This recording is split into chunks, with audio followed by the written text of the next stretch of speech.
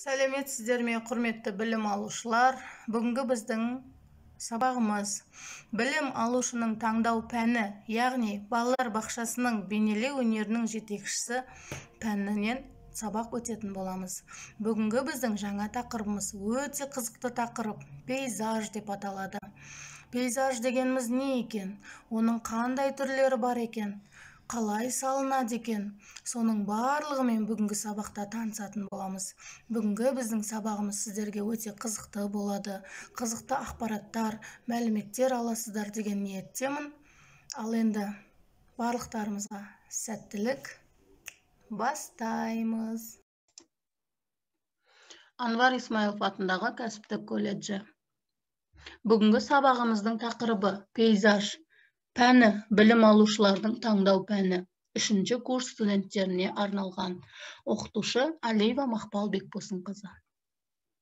Бүгінгі сабағымыздың мақсаты білімділік, көзге көрініп тұрған нәрсені салуды, алыстаған сайын кішірейтіп көрсетуді, жақын жердегі көріністермен салыстыруды үйрету, этюд салуға бейімдеу.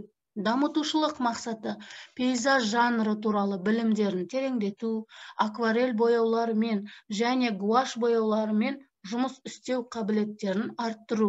Тәрбиелік мақсаты айналадағы қоршаған ортаны бейнелеуде ұйымшылдыққа, достыққа тәрбиелеу. Пейзаж дегеніміз не екен? Пейзаж француз сөзі ландшафты табиғатты бейнелеу. Пейзаж дербес жанр ретінде Қытайда, Жапонияда және басқа шығыс елдерінде, сондай-ақ Европада дамыған. Пейзаж кейбір жерлерді жай ғана айнытпай бейнелей салу емес, онда суретшінің сезімдері мен ойларын берудің үлкен мүмкіндіктері жатыр. Адам өмірімен салыстырып қарағанда, табиғат өмірі мәңгілік сияқты болып көрінеді.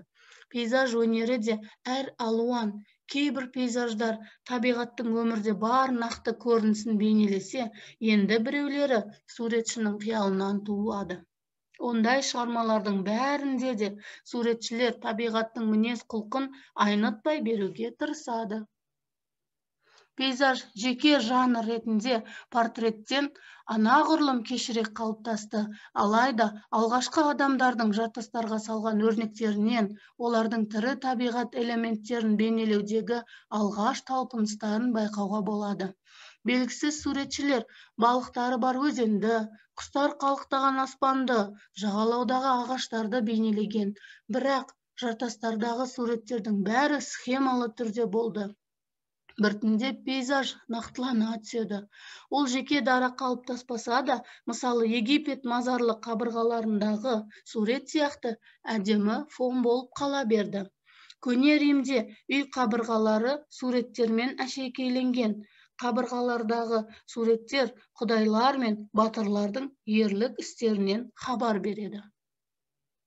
Ал енді пейзаждың түрлеріне тоқтала кетейік. Біріншісі ауыл пейзажы.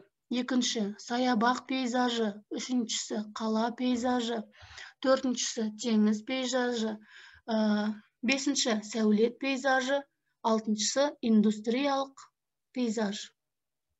Сонымен әр пейзажға жеке тоқтала кетсек, ауыл пейзажы, ол дегеніміз не екен? Ауыл пейзажы, ауыл өмірін, оның айналасындағы табиғатпен шынайы байланысын бейнелейді. Қараңыздар, мына картинада қандай тамаша ауыл бейнесі бейнеленген.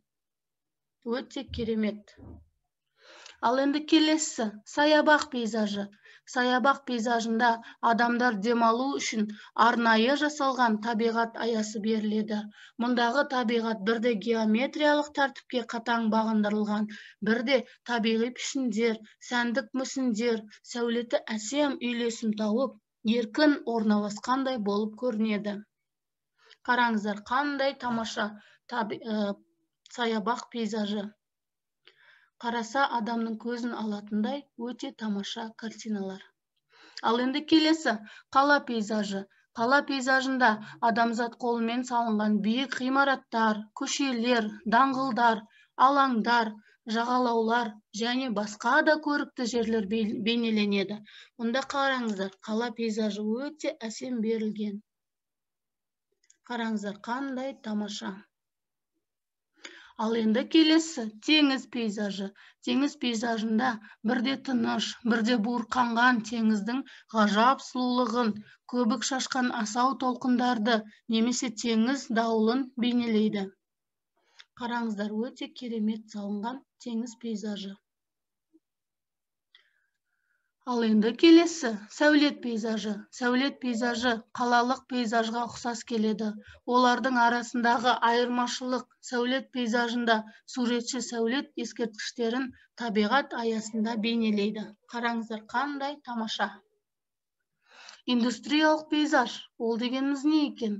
Индустриялық пейзажда суретші зауыттар мен фабрикаларды, бөгеттер мен электр бекеттерін, вокзалдар мен көпірлердің айшықты құрылымдарын, теміржол топтарын салған жасампаз адамның рөлі мен маңызын білдіреді.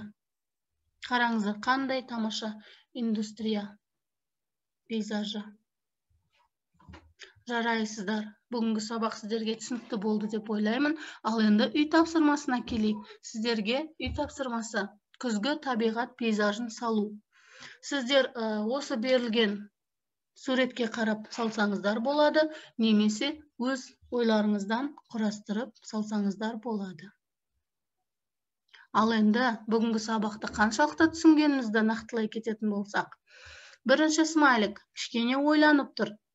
Бұл дегеніміз кішкене түсініктіремедім деген сөз сабақты. Ал екіншісі күліп тұр, яғни бүгінгі сабақты түсіндім деген сөз.